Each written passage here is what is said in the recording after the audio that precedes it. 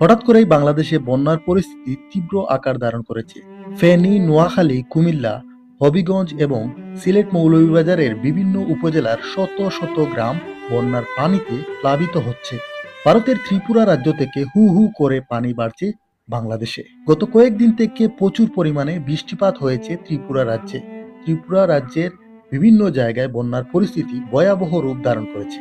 এখন পর্যন্ত খবর পাওয়া যায় যে ত্রিপুরা রাজ্যে প্রায় 7 জনের বন্যায় মৃত্যুবরণ করেছেন। যত সময় যাচ্ছে বাংলাদেশের বিভিন্ন এলাকায় বন্যার পরিস্থিতি আরো খারাপের দিকে যাচ্ছে।